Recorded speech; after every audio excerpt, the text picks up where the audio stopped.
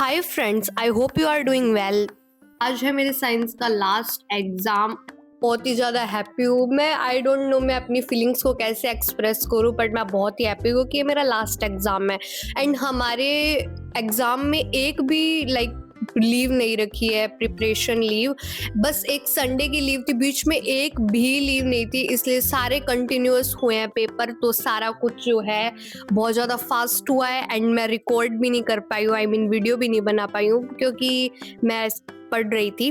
Then उसके बाद में ये है मेरी last study video as a 9th grader. अब मिलेंगे 10th में, स्टडी व्लॉग अब आएगी 10th में and I am so happy. Science में आ रहा है हमारा कंप्लीट सिलेबस और वैसे इसमें से मेरे को काफ़ी चैप्टर आते हैं, बस थोड़े बहुत फिजिक्स के नहीं आते हैं। फिजिक्स में भी न्यूमेरिकल्स जो है वो मुझे नहीं आते, और ये टिश्यू वाला चैप्टर नहीं आता क्योंकि इसमें मेरे को बहुत ज़्यादा कन्फ्यूजन होती है क्योंकि एक पार्ट के पार्ट है और उस पार्ट के भी बहुत सारे पार्ट है, तो इसलिए मैं उन पार्ट्स में कन्फ्यूज़ हो जाती हूँ, जैसे कि मैंने आपको पहले भी बताया था। यहाँ पे मैंने ये चैप्टर भी कंप्लीट कर लिया था, ये लास्ट रिवीजन था और मैं यहाँ पे हो चुकी हूँ अपने स्कूल के लिए रेडी।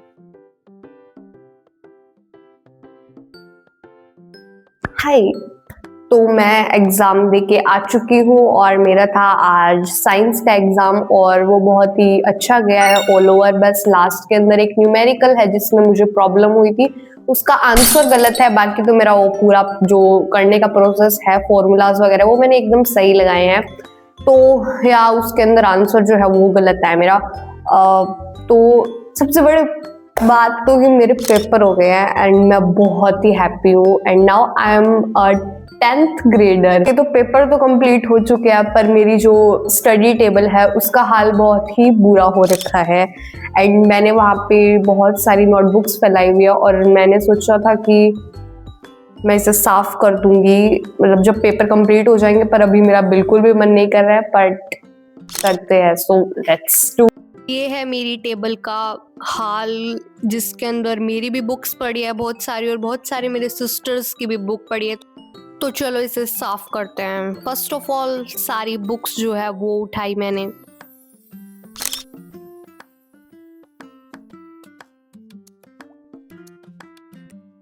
अभी जस्ट मैंने डिसाइड किया है कि अगर अब मैं कोई भी मैटर पढ़ूंगी तो उसको कंप्लीट करने के बाद मैं बुक जो है वो जस्ट ही उसकी सही जगह पे रख दूंगी ताकि मेरी जो टेबल है वो कम बिखरे।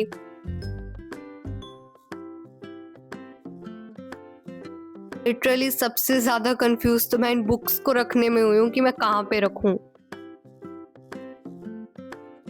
तो ये समझ नहीं आ रहा कि मैंने ये बाउल यहाँ पे क्यों रखा है।